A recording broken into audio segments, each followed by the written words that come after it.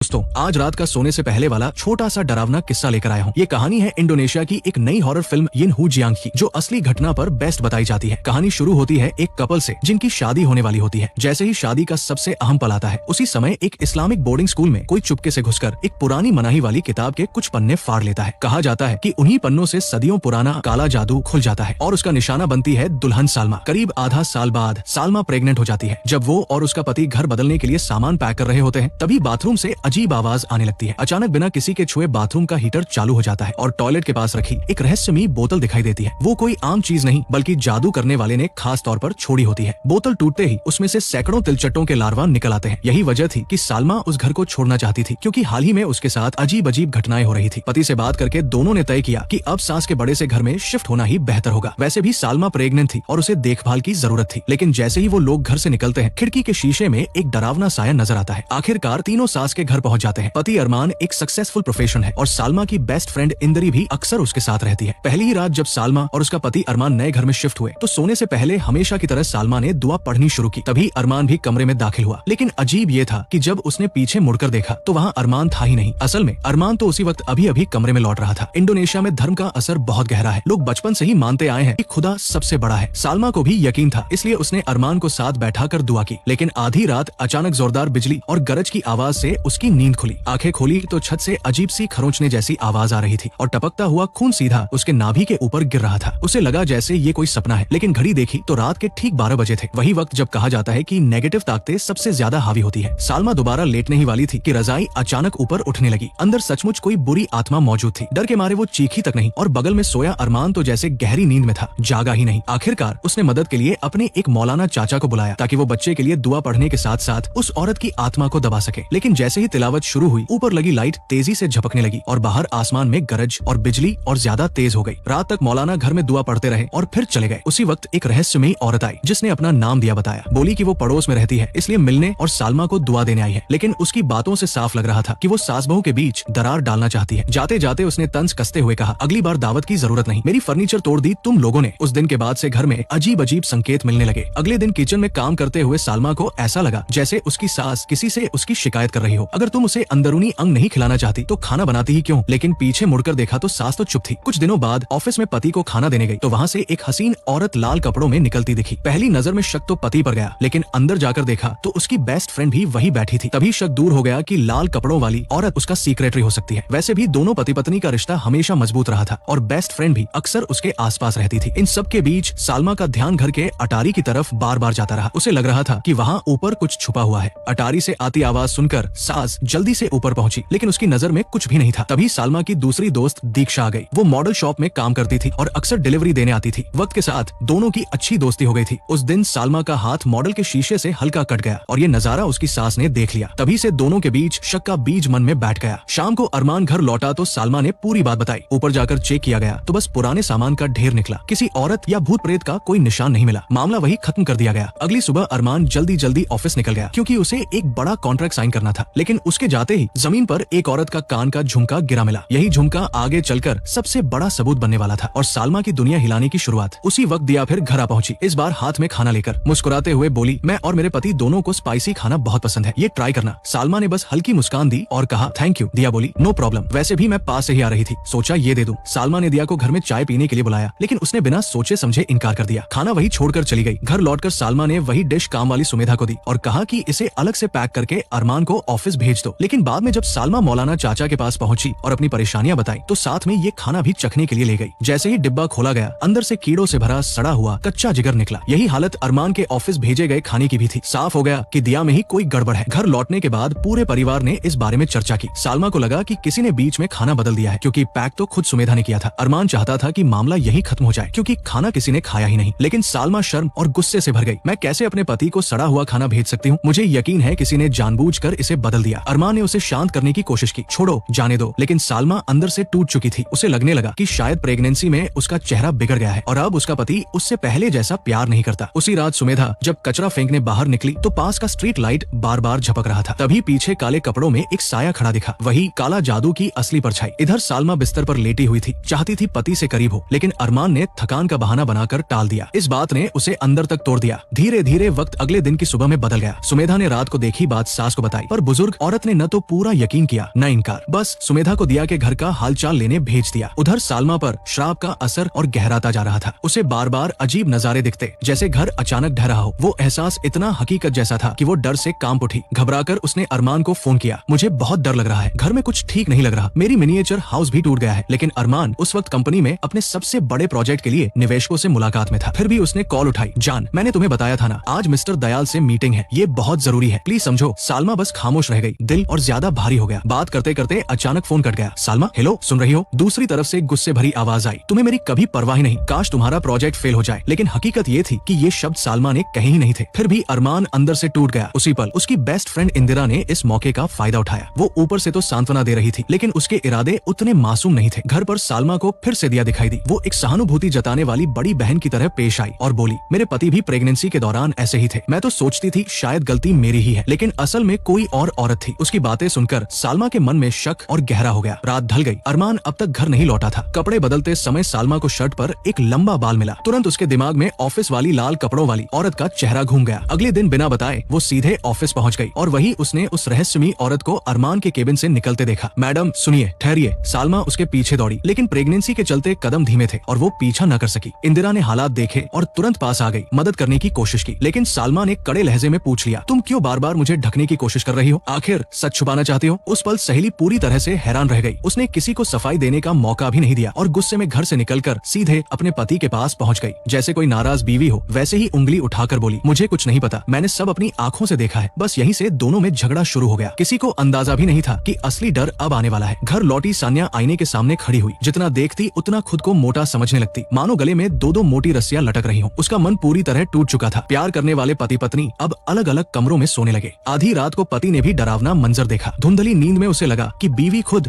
उसके गले पर हाथ डालकर मारने वाली है। वो सहम कर चुप हो गया। अगली सुबह नौकरानी सुनीता अपनी दोस्त दिया के साथ वहाँ पहुंची। टूटा फूटा घर देखकर दोनों को लगा कि यहाँ तो कोई रहता ही नहीं, लेकिन सुनीता यकीन करने के लिए कांच से झांक कर देखने लगी। अंदर बिल्कुल सन्नाटा था। उसी समय नीचे किसी ने दरवाजा खटखटाया। सान्या पास ही थी। उसने दरवाजा खोल दिया। तब जाकर सारा सच सामने आया और उसने सब कुछ बता डाला। दरवाजे पर जो खटखटा रहा था वो दरअसल दिया ही थी। मासूम सी सान्या को इस बारे में कुछ पता ही नहीं था। मैंने गार्ड और पड़ोसियों से पूछा, किसी ने भी दिया नाम की लड़की को नहीं पहचाना। कमरे में भारी सांसों की आवाज गूंज रही थी। अब सच्चाई सान्या को बताना जरूरी था। तभी उसने सुनीता से कहा, जूस लेकर आओ, हमारे मेहमान आए हैं। दिया, ये नाम सुनते ही सबके होश उड़ गए, लेकिन सास ने खुद को संभाला और खिड़की से झांककर बाहर देखा। वहाँ तो बहू अकेली खड़ी खुद से बातें कर रही थी। अचानक एक डरावनी आवाज गूंजी, हस्तक्षेप मत करो, जाकर वो पानी चेक करो जो सान्या ने दूसरे कमरे में रखा है। सास चुपचाप देखने लगी। उसने देखा कि सान्या सीधा किचन में गई, गैस का सिलेंडर खोला और बिना पलटे बाहर निकल गई। सास हैरान होकर गैस बंद करने ही वाली थी कि धड़ाम से तेज धमाका हुआ। गर्म पानी से भरा केतली गिरकर उसके पैरों पर उलट गई और चमड़ी तक झुलस गई। तभी असली सान्या दरवाजे से अंदर आई। सबको समझ आया कि पहले जो अंदर आया था वो तो एक श्राप की परछाई थी। लेकिन कहानी यही खत्म नहीं हुई। सास ने सुनीता को आदेश दिया कि ऑफिस से लौटते ही बहू के चाचा से मिलकर सब सच बताया जाए, क्योंकि चाचा धार्मिक विद्वान थे, उन्हें कुछ ताबीज टोने का इल्म था। उधर सुनीता जब बस पकड़ने जा रही थी, उसे बार बार महसूस हो रहा था जैसे कोई पीछे खड़ा बातें कर रहा हो। हाथ में पकड़े पते पर नजर डाली ही थी कि अचानक एक काला साया उसके सामने आ खड़ा हुआ। डर के मारे वो बेकाबू होकर सड़क पर भागी और बस की चपेट में आकर मौके पर ही मारी गई। इसी रात चाचा इस्लामिक मदरसे के पुराने हॉल में पहुंचे। वहाँ उन्होंने वही किताब देखी जिसके 2 पन्ने फाड़े गए थे। तभी उनके सामने भी एक काली परछाई प्रकट हो गई। दूसरी तरफ सालमा को पुलिस से खबर मिली कि सुनीता